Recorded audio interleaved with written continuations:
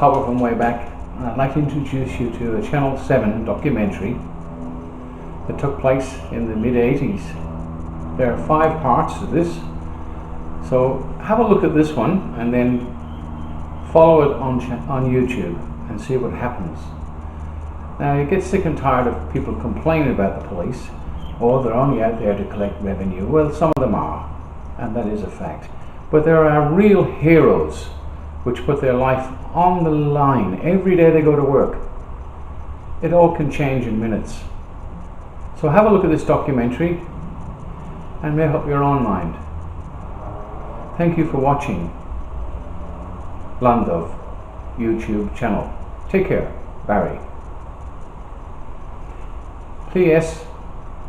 I would be grateful if you would subscribe. It would make a lot of difference. End of the P.S. Take care. Bye.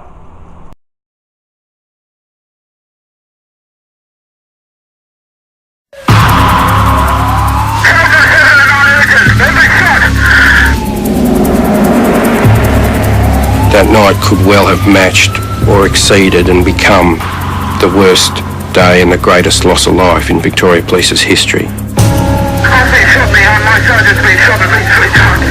Please get that ambulance in a hurry. Max was different to any other criminal we'd ever come up against. He was clinical, he was ruthless, and he was prepared to kill. The gunman began a game of cat and mouse, seemingly intent on picking them off. There was no two minds about this. We were on our way to a gun battle. It's a night seared into the minds of police forces across the country.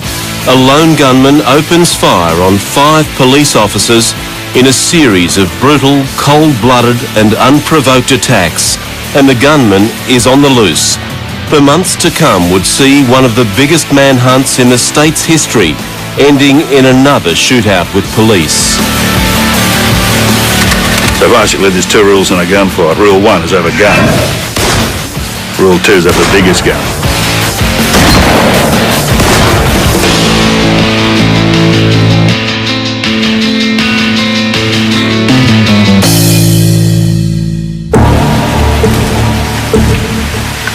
Shocking night, boring old night. It was going to be a long night for Sergeant Brian Stuke and Senior Constable Peter Steele. They were watching and waiting for a factory burglar to strike again. It's about that time for a coffee, isn't it? It was in the middle of winter, it was cold, and we rugged up.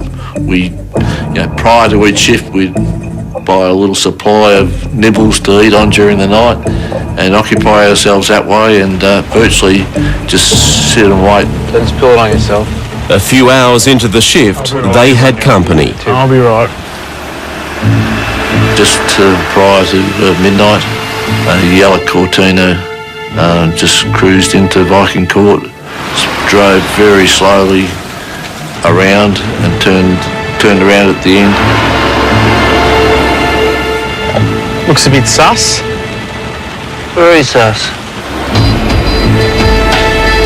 With suspicions aroused, the police set off after the car. They wanted to know what the driver was doing in the area.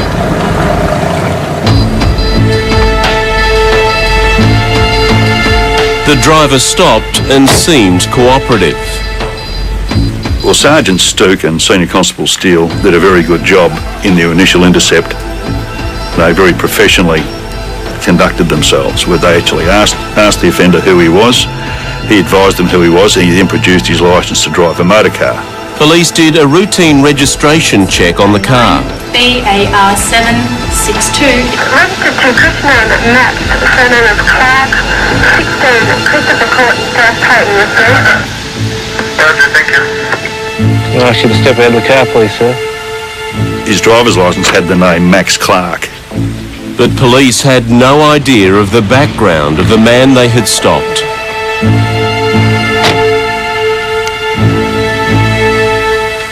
Can I ask you to open the boot of your car, please?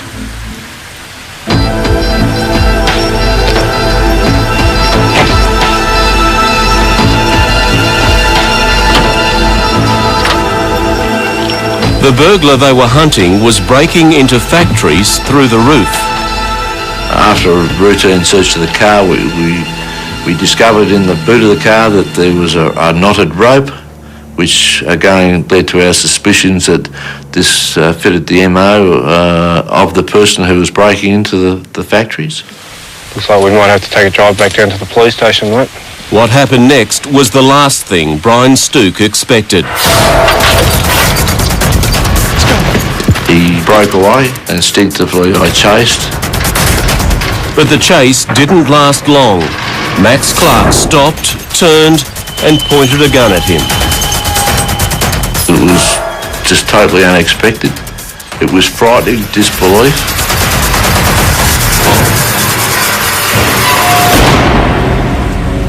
He fired a shot which knocked me to the ground. My partner had drawn his revolver and he was shot through the shoulder, which threw his revolver to the ground. As I got towards the back of the police car and turned, that's when I was shot again.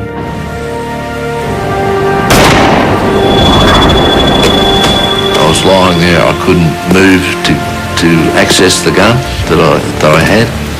So I was just lying there, just sort of open to whatever might happen next. And unfortunately, that was to be shot twice more while I was lying on the road.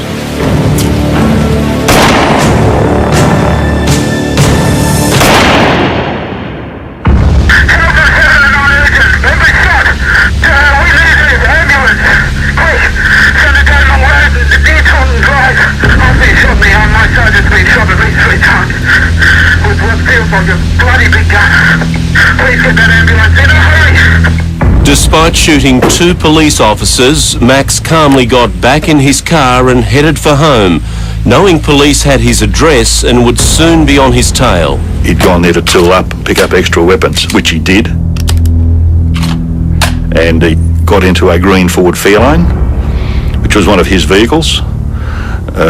He took off and that kicked off a police chase, a high-speed chase.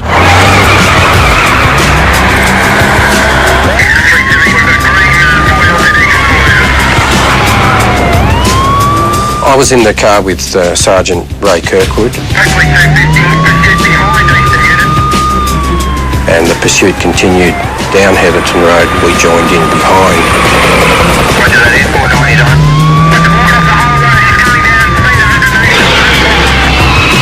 Just absolutely screaming down the road. He was going that hard, he blew the engine up in this thing.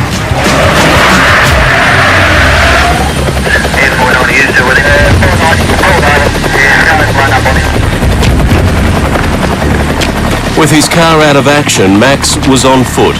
Graham Sace and Ray Kirkwood had him in their sights. Because I recall thinking that I needed to get out of the vehicle and there'd be some type of foot pursuit. All right, we've got him here. Okay, you ready? Yeah, all right, mate. But instead, he turns and he runs straight at the police car. Oh, shit! Get down! Get down! Yeah, get down! Helicopters over the top. It was very bright, very loud, and he drops down, double-handed combat stance with a revolver. And our eyes met and locked. He really only has to reach through the broken window to effectively execute me. And the reaction is to get down in as much as I can into the footwell of the vehicle and put the revolver in my left hand and just hold it above my head in his general direction and fire to repel what I thought was going to be an inevitable execution at that point. He then walks around the front of the vehicle and fires before fleeing. And unfortunately, 2 of those rounds struck Ray.